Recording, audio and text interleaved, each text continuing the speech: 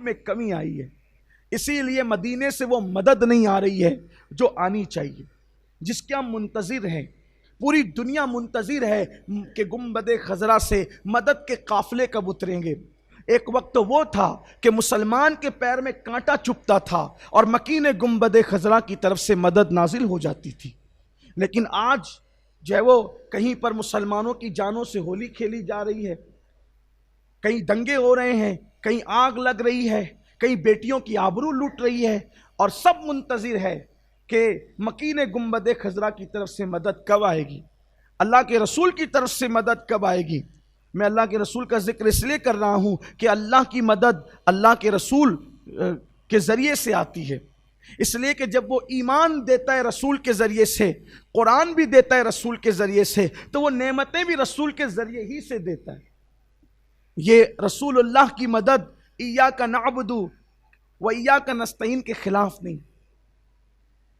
तुम लोग मुंतजिर हैं कि गुंबद खजरा से मदद कब आएगी। वजह, हमारे दिलों का कनेक्शन कमज़ोर हो गया, हमारे दिलों का कनेक्शन बहुत कमज़ोर हो गया। बल्कि बाज़ लोगों का तो हाल ये कि माज़अल्लाह उनके दिलों का कनेक्शन टूट गया।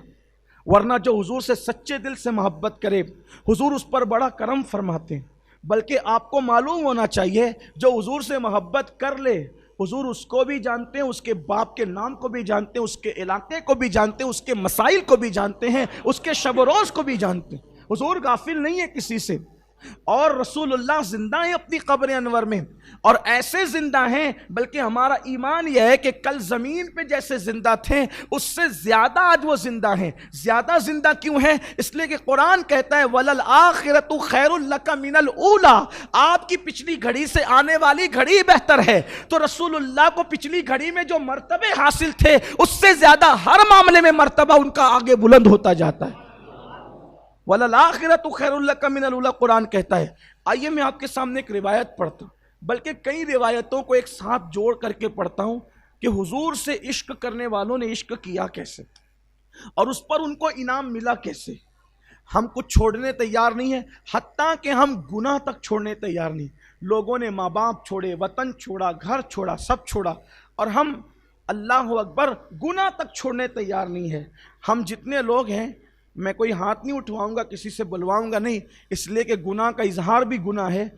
अगर खुद हम अपने ईमान वाले दिलों पे हाथ रख करके सोचे कि आज जुमा का दिन, फजर की नमाज कितनों ने पढ़ी, सोचो, आप सोचे कितना बड़ा अलमिया है।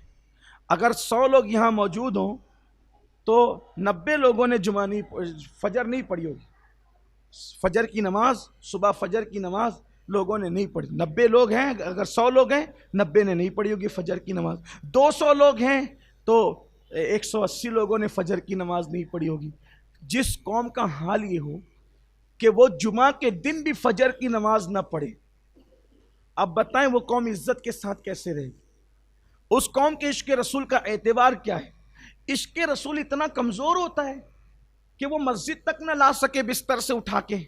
इश्क रसूल तो इतना मजबूत होता है कि वो ज़मीन वालों को ज़मीन से उठा के काबतुल्लाह की छत पे पहुंचाता है।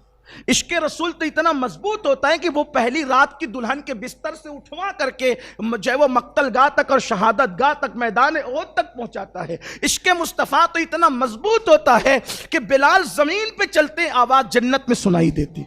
इश्क मुस्तफ़ा इतना मजबूत होता है। हमारे इश्क को क्या हो गया कि हमारा इश्क रसूल हमें मस्जिद तक नहीं लाता।